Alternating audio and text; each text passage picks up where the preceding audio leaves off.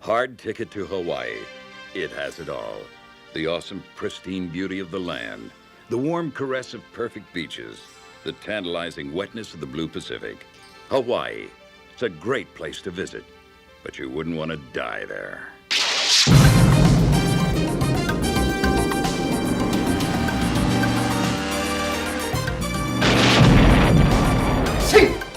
Four of America's finest, ready and willing to pay the price for paradise. Hello, and welcome to Viva La Action, the show where we're talking all things action movies. The good, the bad, and the underrated. My name is Santi, and with me as always is my co-host, birthday boy, Grayson. Oh, that's me. Hello. How's it going? It's going good.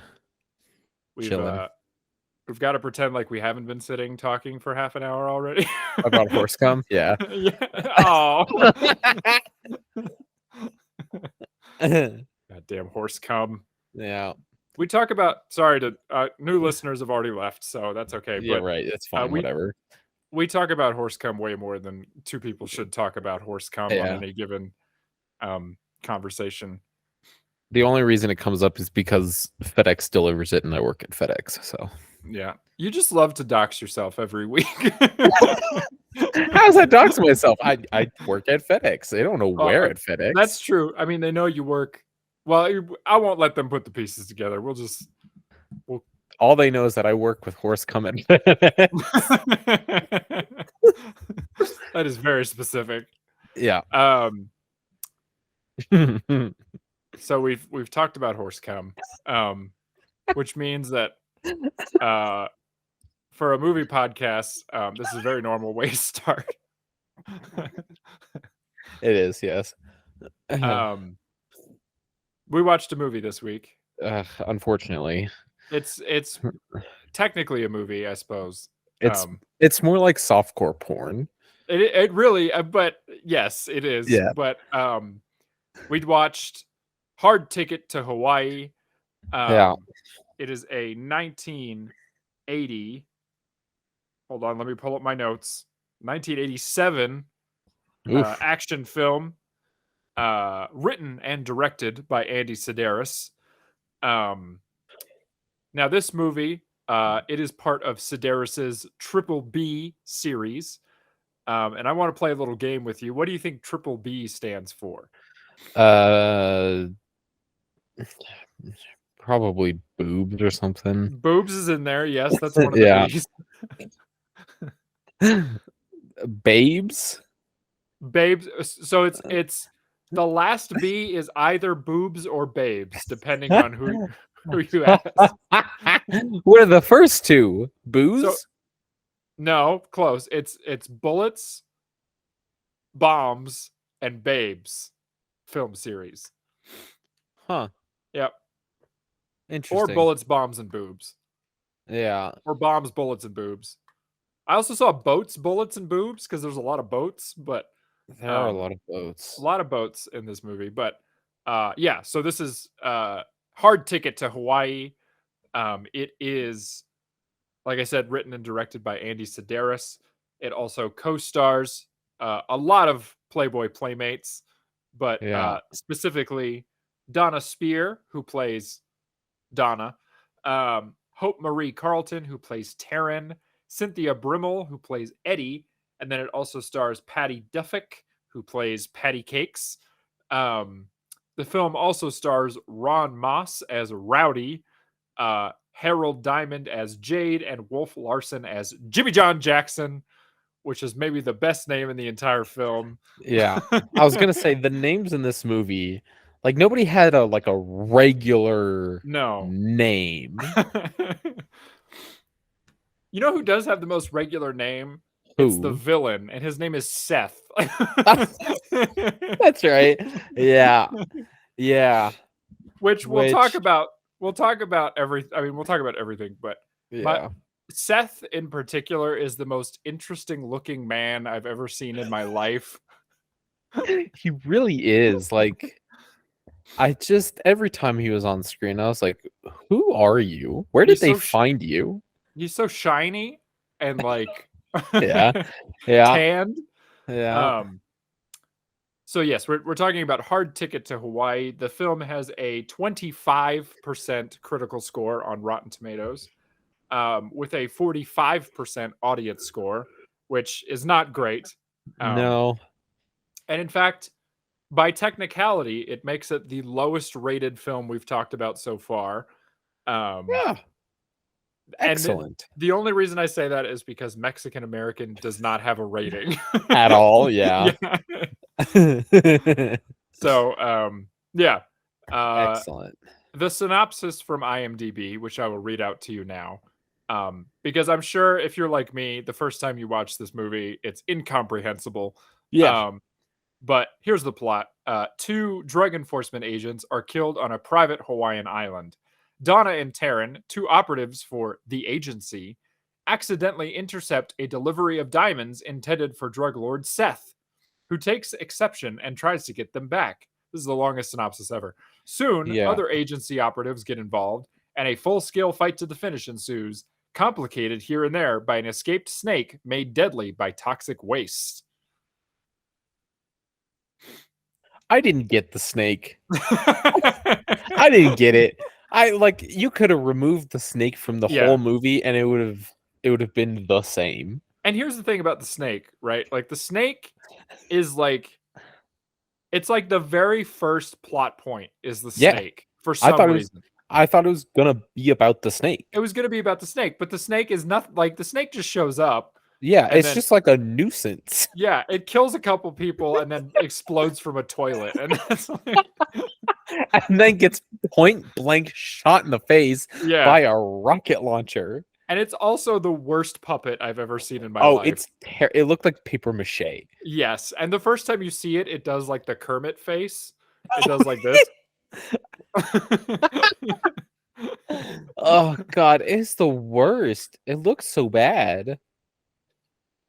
It does look really bad. And yeah, and also that synopsis is slightly wrong because in the movie they say that the snake is infested by cancer infested rats that bit the snake. Yeah, that also when they said that, I was like, that doesn't make any fucking sense. No. You can't bite somebody and give them cancer. That's not how cancer works. No, and we haven't even gotten into the movie, and it's this is how absurd this movie is.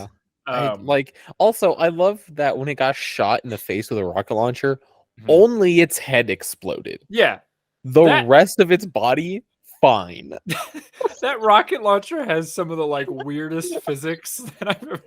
Like, on the one hand, it can just completely destroy like an SUV. Yeah. But on the other hand, it can like barely kill one snake. And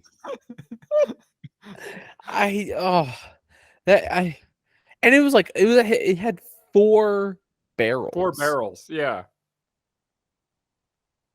They blew up a sex doll with it. They do. They do blow up a sex doll with it. So this movie's fucked up. It's amazing. Yeah. Before we get into the like background of the movie and get into the niche details of this very bizarre plot, what did you think of it?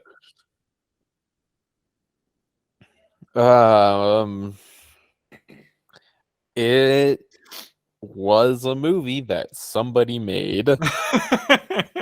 That's what it was. It sure was. There was some okay parts, I guess. It just felt like it didn't go anywhere. It was like just felt like a fan service movie. Yes. Because like we talked about before, lots of boobs. So many boobs. Yeah. just an ungodly amount. But there was also like a lot of like man tit. Oh yeah. Yeah. Like men had their tits out just willy-nilly. Lots of cleavage in this movie, male and female. Yeah. Yeah. No discrimination there. And so it's really a movie for everybody. Speaking of man cleavage, there is one character in particular who always just has his pecs out. Oh, was it the fucking guy at the restaurant? Well, that guy, but there's also the guy with the ponytail. Oh And that yeah. guy has the worst hair in any Oh, movie it's that I've ever seen. just terrible. It's awful. Like, It's his ponytail gross. is not tied up tightly. Like, it's No. like loose at the top, and then it's like real like twisted at the bottom. Yeah. That guy was real upsetting to look at. I didn't like him at all. No. I think they needed to switch him out with somebody else. Yeah. But also I didn't like the guy at the fucking restaurant that had his tits out Oh, I because know. he was awful. He was like, how did he even say? Well, he asked someone to sit on his face at one Oh, point, which is yeah. very Oh yeah, forward. because they were like, oh yeah, we want a seat somewhere, and they were like, is anywhere open? And he's like, well, you can sit on my face. And I was Yeah. like, shut up. Yeah, that is the perviest man I've ever seen in my life. Like, Yeah, he was. Ugh, I didn't like him. you can tell this was made in the 1980s because, like, their idea of humor in this film is basically just sexual harassment. It's just like, Yeah, go up to a woman and bother her, and that's funny. yeah, yeah. Point out literally everything. Yeah, just And be like, hey, I like your tits. let me please sit on my face. Yeah, and that's like that's supposed to get a big laugh out of everybody for some reason. Yeah. Sexual harassment courses hadn't been invented yet. No, and also you can tell, like, so this is like, we'll talk about it a little bit, but like, so Andy Sidaris, who's the director of this movie, he's the writer and director. He originally started out directing television. Okay. Particularly, he was big in broadcasting like sports television. So he did like NFL games, and he did a lot of like baseball broadcasting and stuff. Oh, what just happened? I looked up a picture of Andy Sidaris. Yeah, he's a little scary. Oh God. Um, Lock that man up. yeah, and he invented, speaking of locking him up, he invented this thing in sports broadcasting called the honey shot, which is where when there's like downtime in the broadcast, you cut to like either a cheerleader or like an attractive girl in the crowd, and he coined the term honey shot. So it's like you're like you zone in on a honey, like a, and it's like, oh, that's great that's what you're known for. And so yeah. and I think that translate, like, the fact that he comes from like sports television, like, you can, as soon as you know that, you're like, oh, this movie suddenly makes a lot of sense, because the movie itself makes no sense. Yeah, like people were just taking their clothes off Yeah. in front of everybody. For no reason. Right, yeah. There's a shot very early on where, so the two main characters in this, their names are Donna and Taryn. And one of them is a DEA agent. Her name is Donna. She's played by Donna Spear. Funnily enough, Donna in real life, her name is spelled with one N, but Donna in the movie, her name is spelled with two N's. Okay, so they're different. They are different. She's like a DEA agent. Her boyfriend is named Rowdy. He's a nasty man who lives on a boat. And yeah, he's the worst. Yeah, he's awful. Well, and there's that weird gratuitous sex scene where I didn't even think they had. Well, they were supposed to have had sex. Yeah, but they just sort of sat there. They just mush together and then it cuts. Yeah. Yeah. It was weird. By the way, so like the when I was watching it to take notes, I like made a note of the time code. You get boobs 2 minutes in. Like literally 2 minutes. Like it opens with a couple shots of Hawaii, and then it cuts to Donna and Rowdy are on a boat, and they're like swimming for whatever reason. There's some real bad ADR. So like you can tell that the actors are not saying the lines that are coming through the screen. And then it cuts to inside, and Rowdy's like, "Don't go be a DEA agent. You're a woman. Stay here on this nasty boat with me." And she's like, "Oh, Rowdy, we can't play me, Jane, you Tarzan," or whatever. Yeah. And he's like, "Well, you can't you can't fault me for trying. And she's like, try this. And she pulls her boobs out. And that's the first time you see boobs, and it's exactly 2 minutes into the movie. So, you know, Excellent. they get going like right away. Yeah. And yeah, so this movie, like, it seemed like it was just Baywatch, but with nudity. Yeah. That's what it seemed like. That's pretty much what it is. And I was reading an interview with the director that was done in like 2002, because he's dead now. Like, he's like way dead. Okay. But him and his wife were like a writer, director, producing team. So it was this interview with him and his wife for like DVD.com or something like that. Yeah, you know, one of those websites from 2002. Yeah. And they were asking him, they were like, do you think like because Baywatch came after this. Yeah. They were like, do you think like Jiggle Television, which was like Baywatch and like VIP and like these other shows, they're like, do you think that takes inspiration from your movies? And he was like, well, I have a friend who was an editor on Baywatch, and he phoned me one day to tell me, hey, we've got all your movies up on a shelf above us while we edit, and we like to watch your movies all the time. You're the best man I've ever met in my life. You know, one of those interviews. Yeah. Somebody paid him to say that. Yeah, definitely. So I do think it's in that same vein where it's like the plot just exists to get you from like one scene of women running on a beach to another. Yeah, exactly. And the plot, like, go ahead. Oh yeah, because like the action itself and like the story was It's and it's like nonsensical. Like, yeah, it's mostly just people discovering things. yeah, they go, oh my god, diamonds. Yeah. Next scene, tits. Yeah. Next scene, let's shoot some stuff. Next scene, tits. Yeah, that's the movie. And it's the kind of movie where you watch it and you go, oh, this is what people did before you could just Google boobs, you know? Like, yeah. You either had to go to the store and like embarrass yourself, like checking out a Playboy, like, you know, buying a Playboy. You weren't getting them at the library. I don't know why I said checking out. Imagine you go to the library. Can I have the latest issue of Playboy, please? One Hustler, please. Where's your porn section? What's the Dewey Decimal Code for porn? So this was an era where like you had to like either do that or you went to like the video store and you found the section that had all the Andy Sidaris movies and you just checked them all out. And then you paused your VHS player at the right moment. But these movies, what's funny about his movies is like, I read this quote from him, which was that like, he didn't like the like studio system. So what he would do basically is like, he'd write a movie and then he would fund it himself.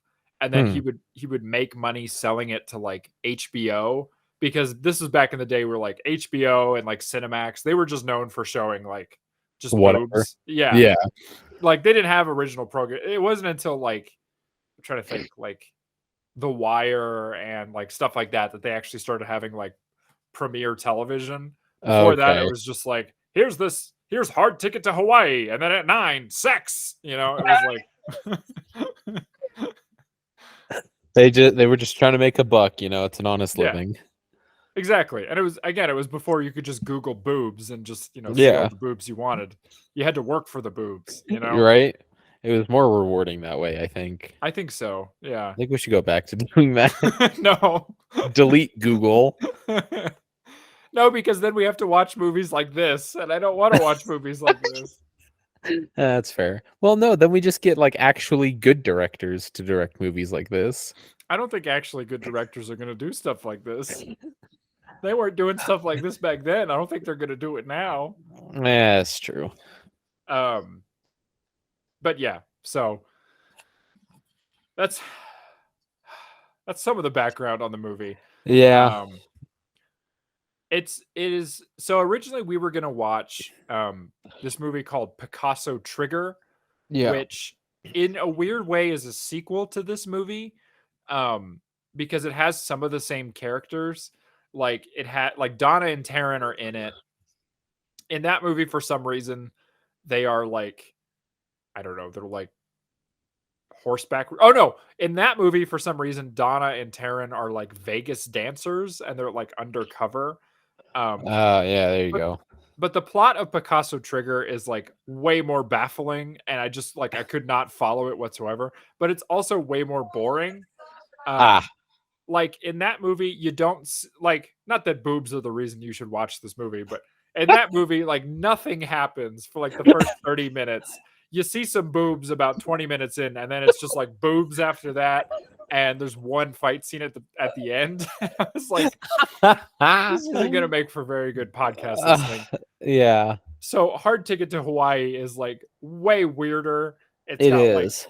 the plot, like we said, is like way dumber. Makes so much less sense.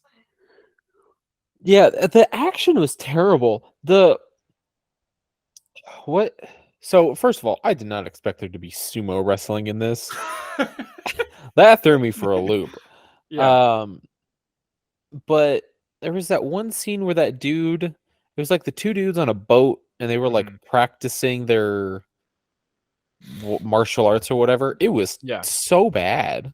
It is really bad. We also get a very not very PC Asian accent done by one of those characters. Yeah. Which, you know, that's a product of the past. Yeah.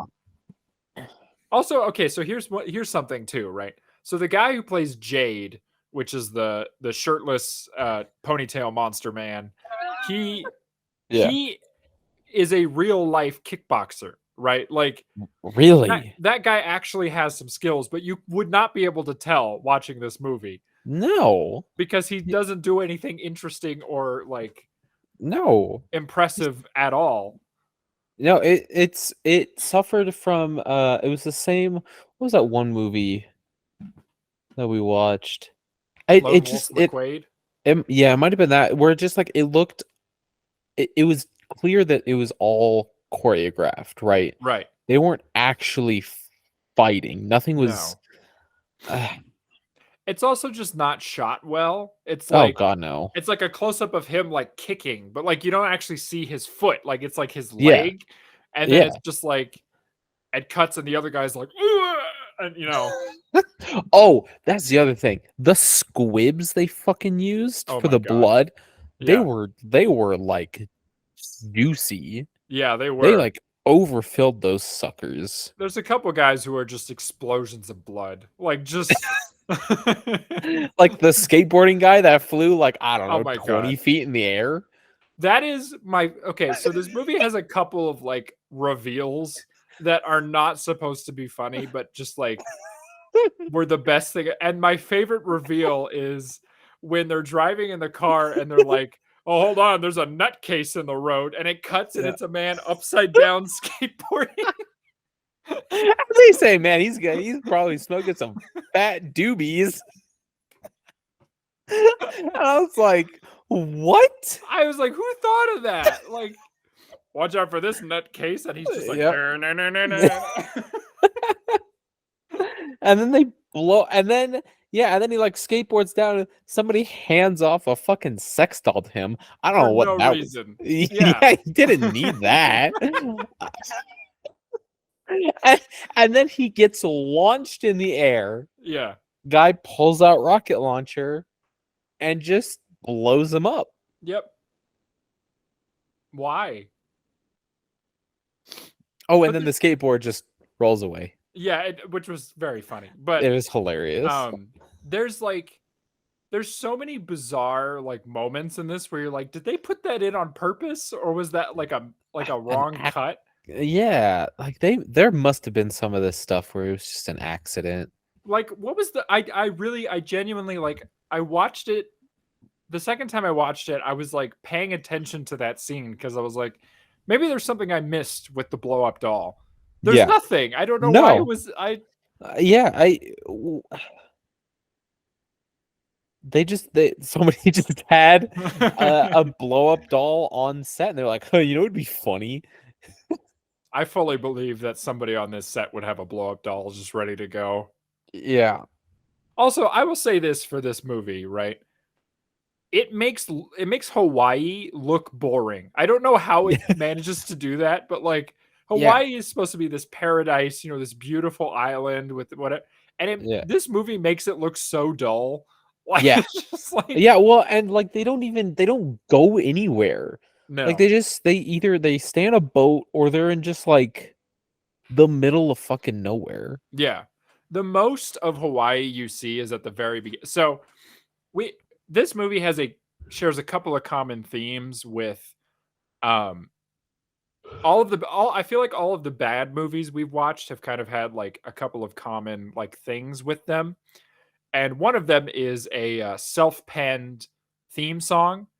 Um, Yes. and this one has "Hard Ticket to Hawaii," which plays like at the very beginning. Like there's like they get so Donna and Taryn, who are the two main characters, they work for Molokai Cargo, which is like a front for the DEA for some reason. We don't know why. Whatever. And they are like transporting the deadly snake and then two people for some reason to this other island in the Hawaii chain of islands. Yeah. And during that, we get this nice sequence of like uh, shots of Hawaii while the theme "Hard Ticket to Hawaii" plays. And I Yeah. will say this: it's kind of a banger.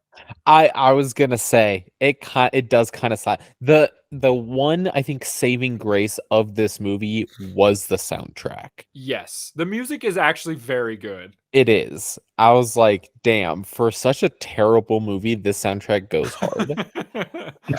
It's like the one thing they spent money on besides the blow Yeah. up doll was Yeah. because it's true, like it's like "Hard Ticket to Hawaii." It's Yeah. like it's Mm. got that nice synthy feel to it. Yeah. It's very 80s. It is very 80s, and the music itself, like the ambient music, is great. It's a lot Oh, of it's so like good. synth. Although there is a few moments where it's like inappropriately Oh yeah. like plucky when it shouldn't be. Like it's Yeah. somebody getting their hands cut off and the music's like do do do do do do. Yeah. Yeah. And you're like, I don't know how to feel right now. Yeah. Um, But I forgot what I was gonna say. Yeah, it's beyond the other good thing. I will say I will give this movie one other compliment. I think the intro credits where like all the names Yeah. are written on like the boxes and stuff, I thought I that thought was very clever. it was. Yes, I did enjoy that. I was like, that's good. Yeah. And then from then on, downhill. Downhill, just straight. Like not even Yeah. like it's A like a steep Gresh. decline. Yeah. Yeah, it's essentially a cliff. Yeah. Um, yeah, I can't get over the snake. The snake is bizarre. Like I said, like you could just take the entire snake plot out, Yeah. and it's the same movie. Like really the snake's only function is to kind of like it kills the villain at the end and Yeah. then bursts out of a toilet and like it's just so that Rowdy can shoot the rocket launcher one last time, I guess. I don't know. Yeah. Well, they had the rocket launcher prop, and they went, well, we have 4 rockets in it, so we can't just shoot 2, blowing up a skateboarder and a blow up doll. We got to use it at least one more time. Yeah. There's also some like there are some inexplicable like continuity errors in this movie. Yeah. And there's one in particular. So we've talked about it a little bit, but the defining moment that like kicks off the action is Donna and Taryn have dropped off these two like newlyweds at their campground, which is clearly just an empty beach. But Yeah. and while they're like heading back to their plane, a tiny helicopter appears. Which I thought that was fucking hilarious. It's hilarious. It's also another shared theme with Mexican American, which also has a tiny helicopter, if you remember. Yep. Yes, I do. And the tiny helicopter has diamonds on it that this other drug lord, who we only see the one time and then he shows up again at the end, he uses the tiny helicopter to send diamonds to Seth, who is the villain. And they're like an untraceable currency, I guess, diamonds. Sure. But he chooses to send it in a tiny helicopter, which Taryn and Donna intercept. A man then yells freeze and starts shooting at them, which I'm pretty sure freeze is supposed to be so they don't move. I'm not sure why you would say freeze and then shoot, but okay. Right, yeah. Yeah, because then that gets them to move. Yes, yeah, I don't know. It's bizarre. But anyway, so Donna and Taryn have these diamonds. And the whole like rest of the plot is like Seth trying to get the diamonds for some reason. Like it's I don't know why he couldn't just wire that other guy and be like, "Hey, we lost the diamonds. Can we get some more diamonds?" Right, because Whatever. you know they can't be that hard to get a hold of. No, if you're in that business. Also, like, I don't know anything about diamonds, right? Like, but I feel like a tiny container of diamonds, like, that's not going to pay that much. Like, I could be wrong, but yeah, I don't know. I guess it depends on like the clarity of them and how they're cut. Yeah. Because like if they're cut really well and they're in really good condition, I'm sure you could, make a good amount of money off of them. But yeah, with the amount that they had, because it was only like what 10, 11 diamonds. Yeah, like little bitty diamonds, Yeah. Like in a cigarette case worth of diamonds. Right. Well, and I'm wondering if like, and we never find this out, but maybe that was just like a taste of like the full shipment. Oh, maybe. They were like, oh, here's a little bit up front to show you that we can get them, but to get the rest of them, you got to do all this other stuff. But this movie wasn't smart enough to do that. No. So yeah, we never find that out. I also would like to know how. So like this is 1987, right? Yeah. I'm no expert, but I'm fairly certain drone technology was not that advanced. So I'd like to know how the guy on the boat knows where to land the helicopter, because I feel like at a certain point the tiny helicopter is going to be out of range and you're not going to be able to see it. Yeah. Unless I didn't even think of that. Unless it's just like, because even if it has a tiny little camera on it, we're talking about the 1980s. Like, how good's that camera going to be, It's like 3 pixels. Yeah. No. You're like, that looks like the ground, and then it plunges into the ocean. So I don't... Yeah, so there you go. Yeah, I didn't even think of that.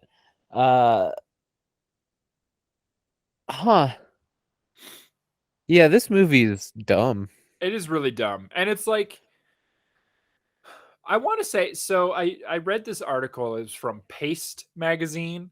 And they made like a list of the 100 greatest B movies of all time.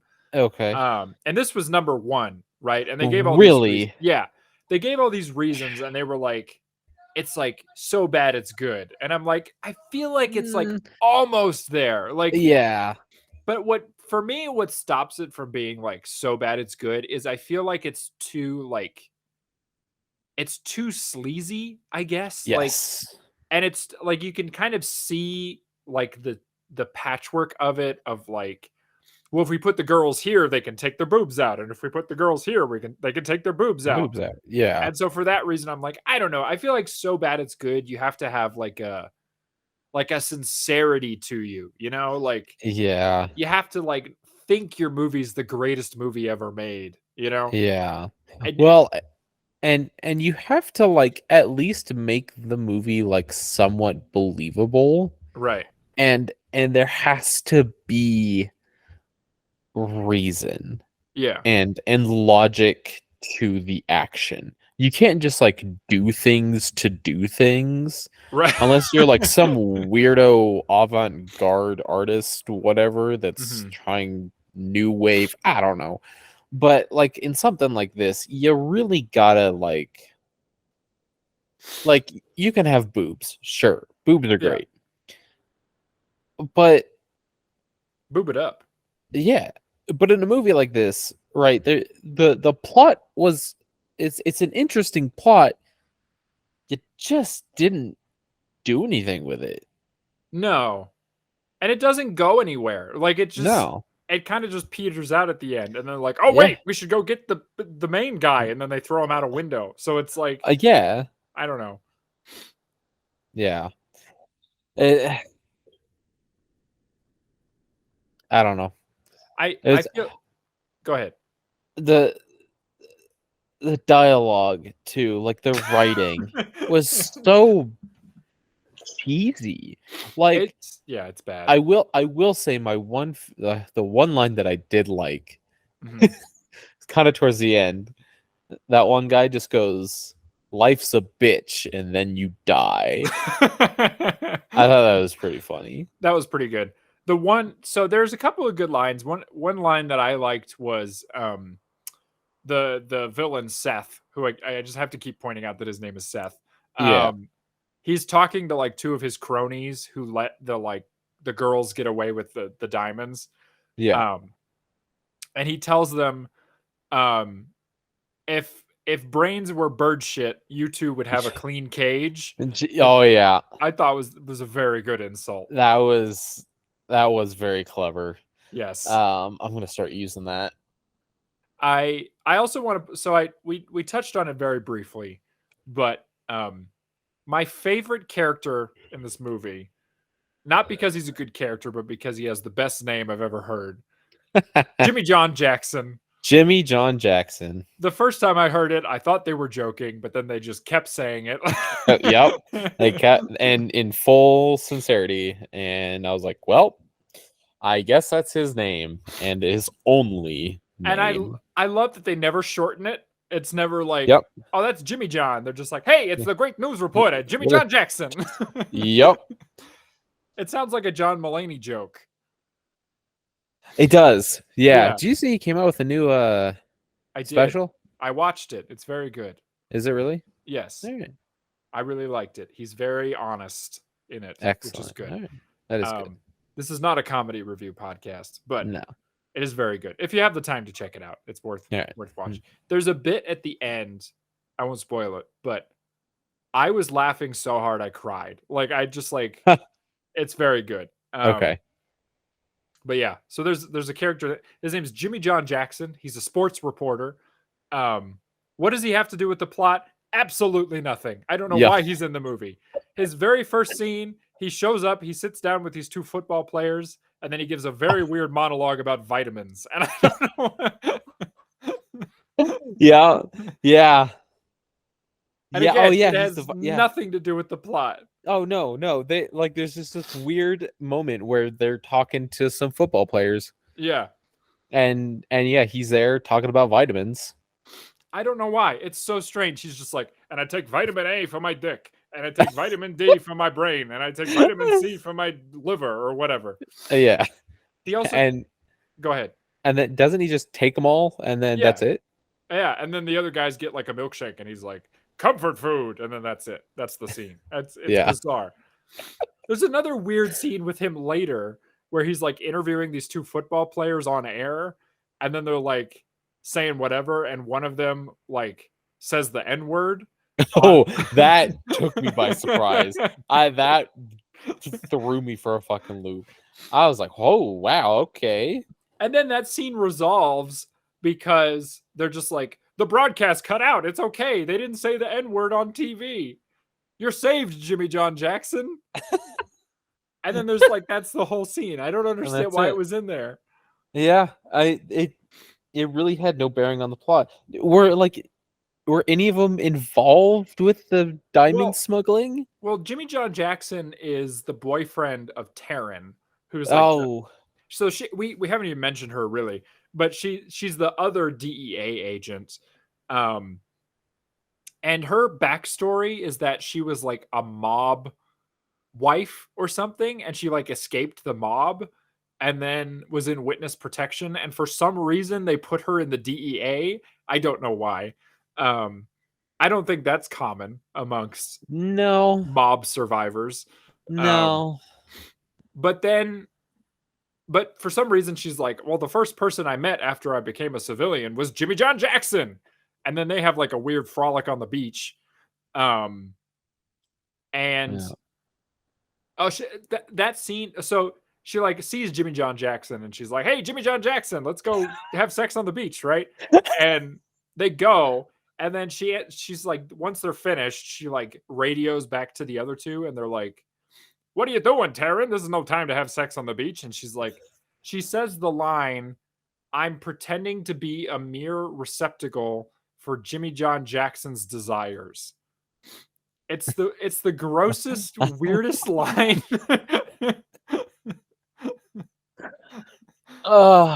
Yeah.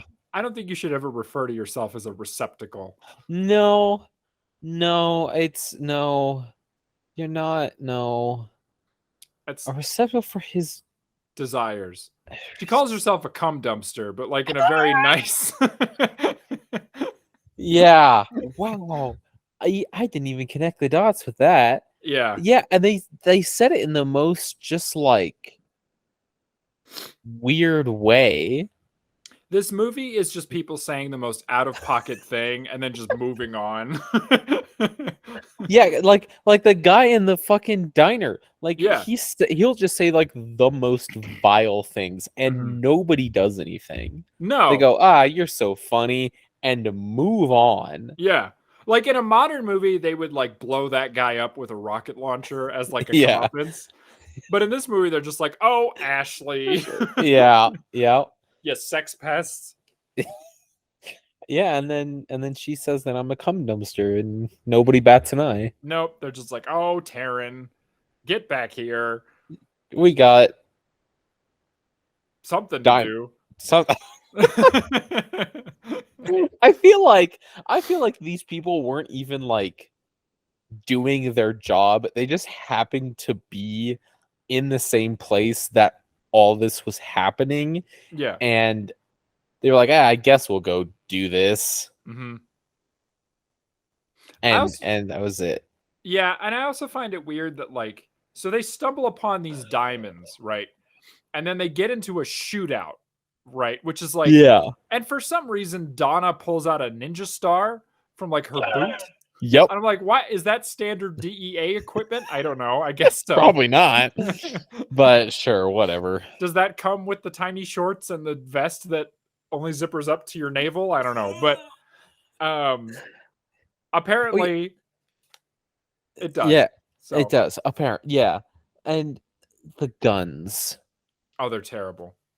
They're just awful. I swear some of the guns are just like a broom handle with like a pellet gun attached to it. Yep. Yeah. Also, they spend a weirdly long time in that like hotel or whatever. Yeah. Cleaning all of the guns. Yeah, they do. That scene Like- goes for so long. Yeah, well, and they keep cutting back and forth. Like they'll be there. We'll cut to a completely different area, Mhm. and then we'll come back, and they're still cleaning the guns. Yes, and there's a weird scene within that scene where they like they're cleaning the guns or whatever, and then Donna and Rowdy are like, we gotta go check out this video, the security video, right? And they go to like another room, which is seemingly like across the way, but it's Yeah. also like in the next room. So I don't know where the hell this thing is, but so they go and they watch the video or whatever, and then they start having sex, right? Yeah, And then it cuts it back. gets them going. Yeah, it gets them going, watching a man play frisbee, which is a weirdly big part of the plot. And then Yeah, it cuts back and Jade and Taryn are like, I don't know, exchanging some weird dialogue. And then it cuts back and Rowdy and Donna are having sex, right? yeah, But they're in this position, and I'm gonna describe it to everyone because try to figure out for yourself what's happening because I can't Yeah. figure it out. Nope. So he is like sitting like like this. Yeah. I'm demonstrating, and he's completely naked. yeah, She is also completely naked, but she's like sort of on top of him, but her Yeah. head is near his chest, Yeah. right? And the rest of her is like either on the floor or like in the chair. Yeah. So, but he's like moaning like it's the best thing that's ever happened to him. And I'm like, either this man has the world's longest penis.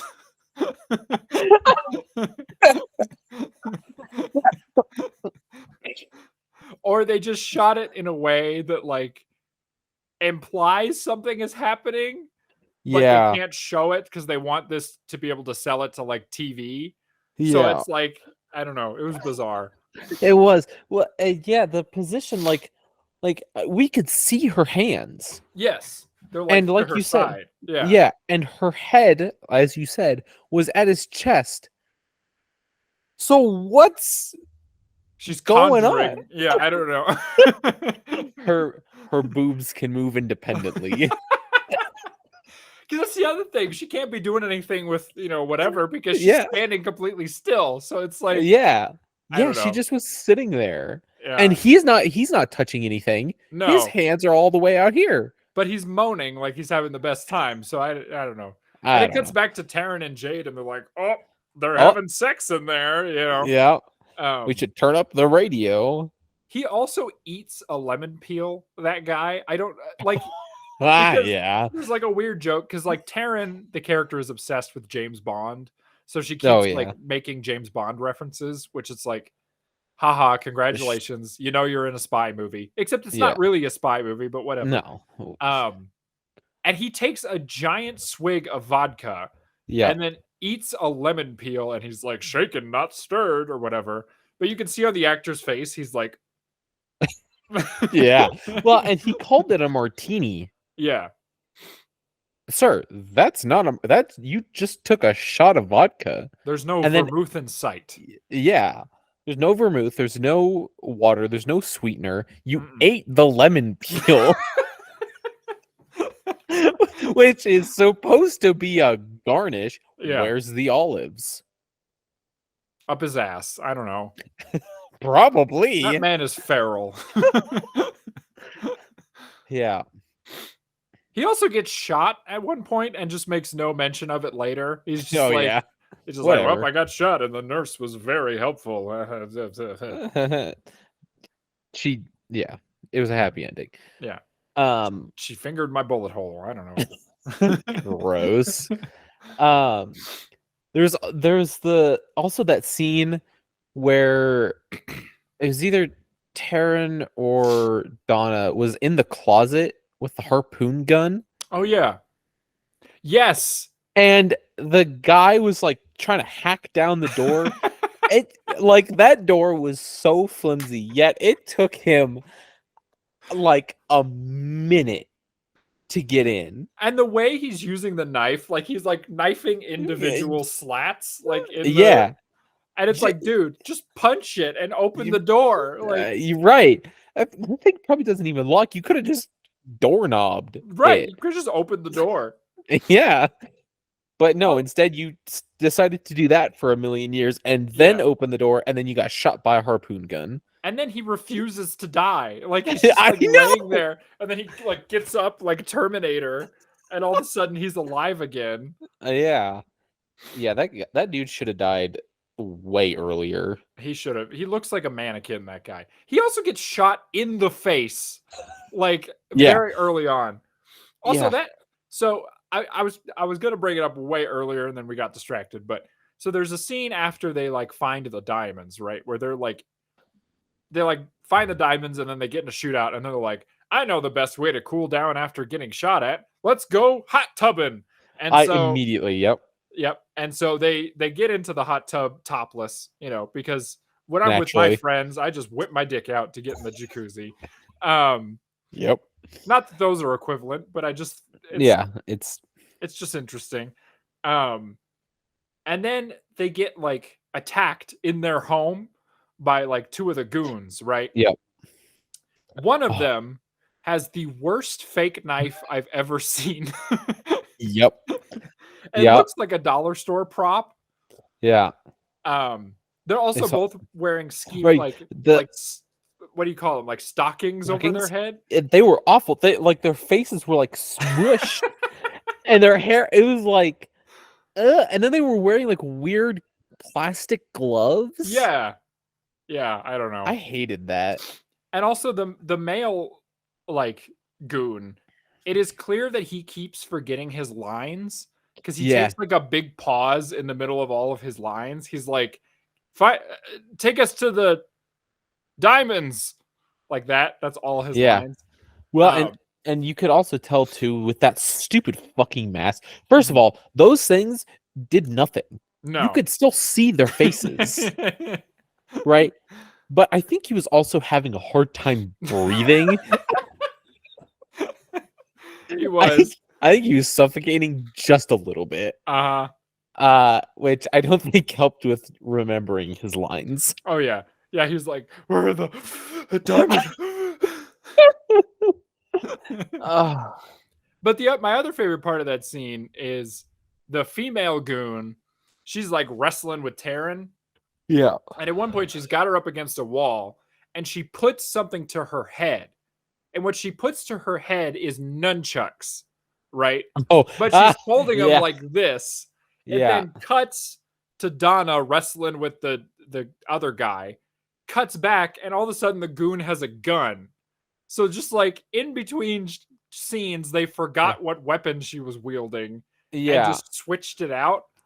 But I'd like to think they were like, oh, why she got nunchucks? Like, that's not a threat. Here, have a gun. Like, yeah. Yeah. I would like to think that the character was like holding up the nunchucks and went, wait a minute, this is stupid.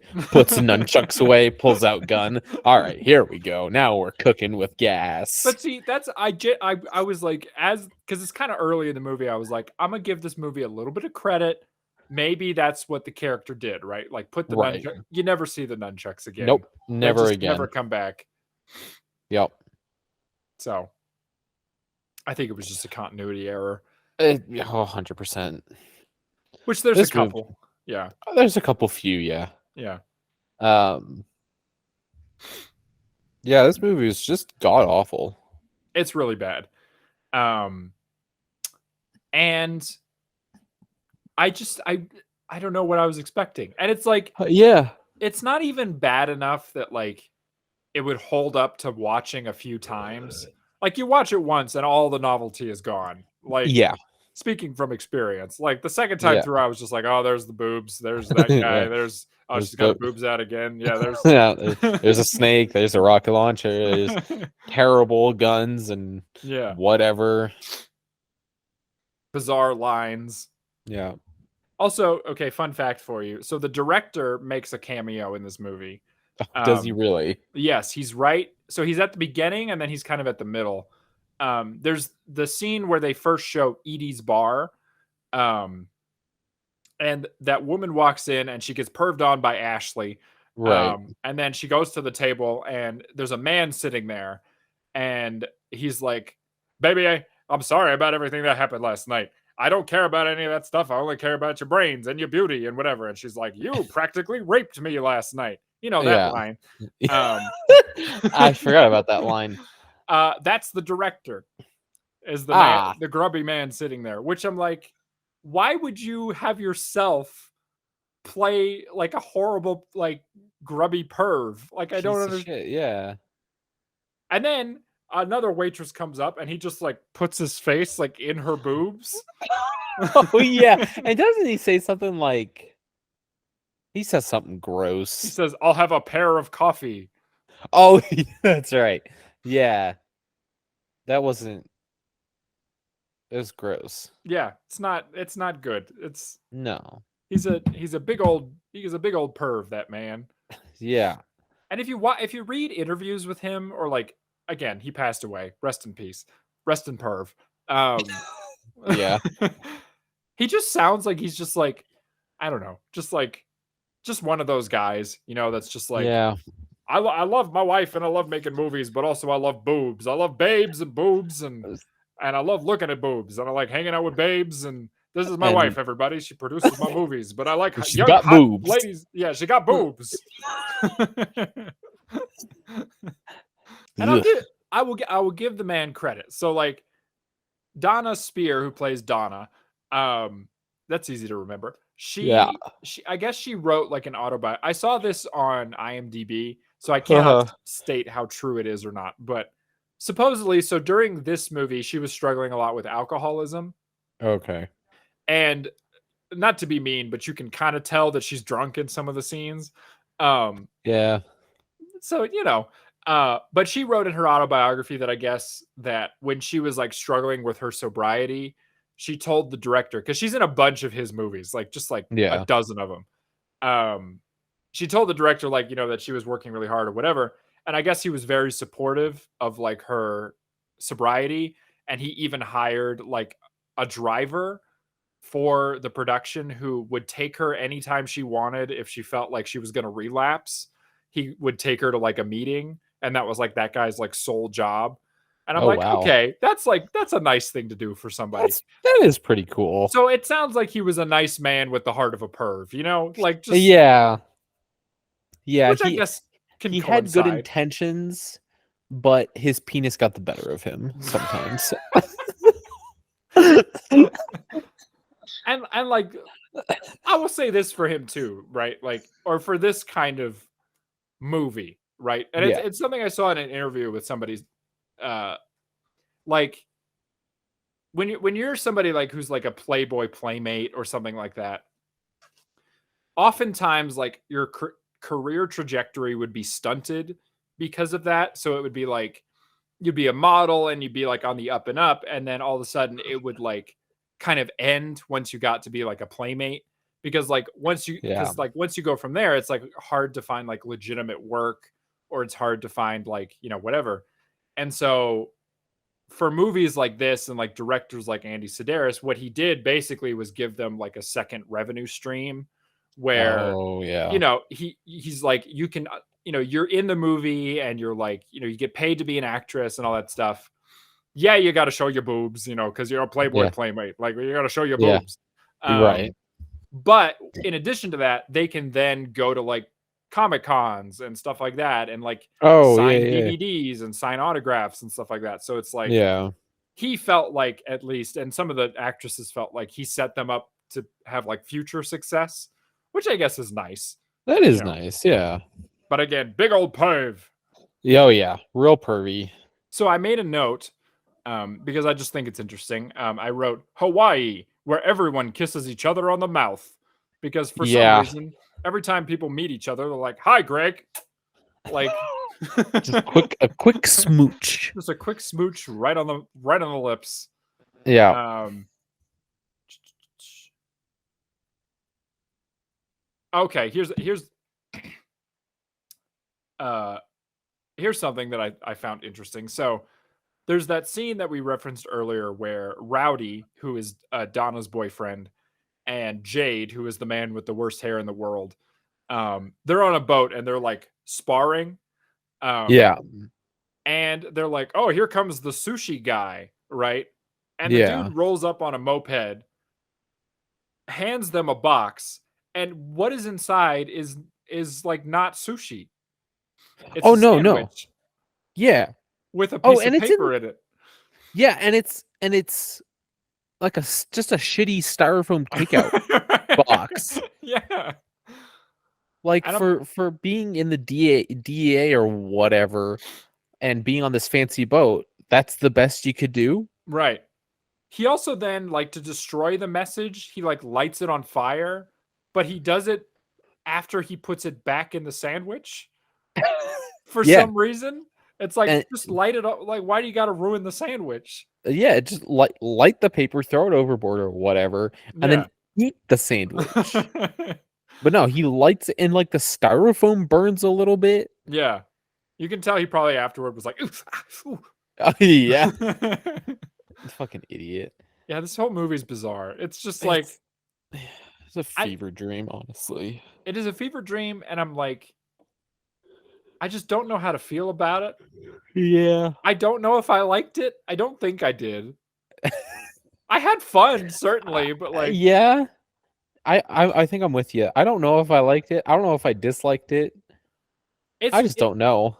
It's the kind of movie where it's like, if you took the sleaziness out like if you took out the weird sexual harassment and like all that Yeah. stuff, I think I would find enjoyment in it just because Yeah. it's like so like there's not there's not a hint of like irony in this movie. Like it is No. so bold-faced, like sincere in everything it's doing that Yeah. it's just like I want to like it, Yeah. but it makes me feel so gross watching it that I don't know if I can like it.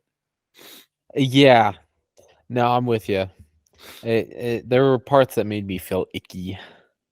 And what the problem too, right, is that it attracts like the kind of like viewer that I don't want to associate myself with. Oh, 100%. Yeah. And I'm going to illustrate that by reading you this review that I found on IMDb. Oh boy. Here we go. This is classic old man review, right? I'm going to just read it to you. This is from Robbie43 on IMDb, the home All of the right. worst reviews on the internet. Yeah. The title of this review is Eye Candy Hall of Fame. Okay, so we're off to a good start. Yeah. Excellent start. Robbie wrote, "The members of the Academy have selected this film into our Hall of Fame, mainly on the physical attributes of Donna Spear and Hope Marie Carlton. These two lovely ladies have a wonderful pair, ahaha, and their camaraderie give this film an uplifting spirit seldom seen. Throw in the changing clothes scenes of Cynthia Brimmel and the topless walkthrough by Patty Duffick, and the mix is complete. This is the first entry of Sidaris' spy action movies with this ensemble. It is also the best work by Spear and Carlton in terms of acting, without the threat of costumes sealing the scene. So grab a brew and watch this piece from start to the closing credits, where the nude scenes are re-shown." And that's the review. That's icky. I want to, Robbie, if you're listening, I have a website I want you to check out. It's called pornhub.com.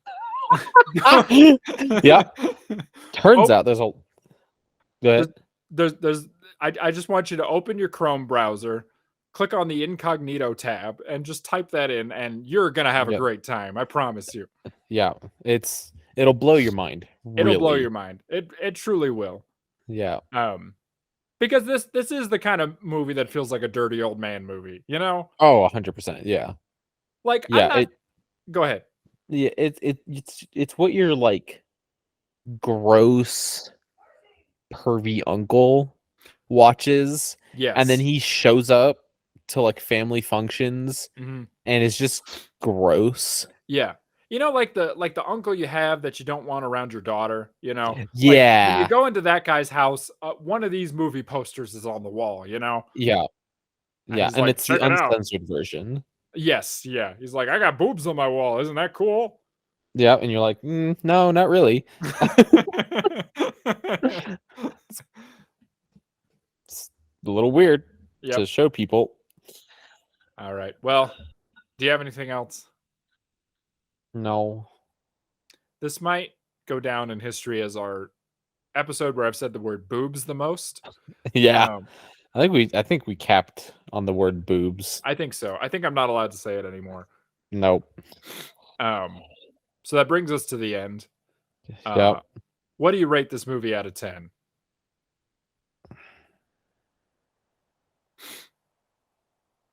Like a 2. Yeah, I'm right there with you. I think 2. Like the 2 points are for the soundtrack. That's it. Yes. Yeah. You know what? I'm going to give it a 2.5. 2.5? I give it 2 points for the soundtrack. I give it 0.5 for the intro with the cardboard boxes. I think that was creative. Yeah, no, that was pretty good. That was pretty good. Yeah. I think still sticking with 2. No, that's completely fair. I think this is somehow less watchable than Lone Wolf McQuade. Oh, I was gonna say, if given the option between Lone Wolf McQuade and this movie, I would choose Lone Wolf McQuade. If only because more happens in that movie. Yes. I guess. Like it starts stronger. It's like it has a better kind of flow to it. It's more baffling. This movie, like, it's bizarre and like there's fun stuff in it, but like I don't think it ever pays off. Like, no. there's no moment where you're like, yeah, I got him. You're just like, oh, Yeah. the snake got him. Yep. The snake Yeah. puppet's the real hero, I think. So true. So true. But yeah, I can't recommend it. Like, Nope. I can't be like, you should go check this out, because then everyone will be like, are you okay? Are you a perv? Is this a cry for help? Right. Blink twice if you need help. Yeah, horny old man movie. Not for me. Nope. Mainly because we're not horny old men. We are not. No, I'm just a we're just regular old. old man. Yeah, Yeah, we're just old men. just regular old men. Yeah. But that brings us to the end. It does. I promise next time we'll watch something better. Thank you. But you know what's funny is I feel like because we watched Mexican American not that long ago, Yeah. everything else still feels like not that bad. Yeah. I know. Like I gave this movie a 2. Yeah. But you gave that 0.1. I did. I did. Yeah. At least you can tell someone made this movie, you know? Yeah. Yeah. There was effort. There was some effort. And like at least there's people like reading lines in this. Yeah. You know? And the tiny helicopter had a purpose, at least. Yep. Yes. Also, better theme song. That's all I'm saying. So true. This beats out Aztec Warrior or whatever that theme song was called. Yep. But yeah, that's it. That's Hard Ticket to Hawaii. Don't watch it. Don't watch it. I will never return to this well, Nope. I don't think. Because to be fair, like between this one and the other one I watched, Picasso Trigger, you could swap them out. Like there's no just like the only difference is that one has a lot more boat chases, but it's like that there's not really, I mean, they're not thrilling, you know, it's just a lot of people on a speedboat like driving around in a circle. So it's like, well, there you have it. yeah, they burnt more gasoline on that one, I guess, but yeah, at least this one there's a sex doll that gets blown up. Which is pretty funny. And that guy on the skateboard who was upside down. That was also pretty cool. It was pretty cool. But we're gonna go smoke a couple of doobies. Yep. I think so. I think next time, if you want to keep up with us at home, I think in a couple of weeks we are going to dive into a universe that we both love. Because the 10th one is coming out next month, and that is Fast and Furious. I think. Fuck yeah. We'll talk about it off air, but I think I want to go all the way back to the beginning. I think we should watch the first one. First one? Yeah. Okay. Because it's going to be fun to see that journey. How we got from guys stealing DVD players to sending Pontiacs into space and crashing them into a satellite.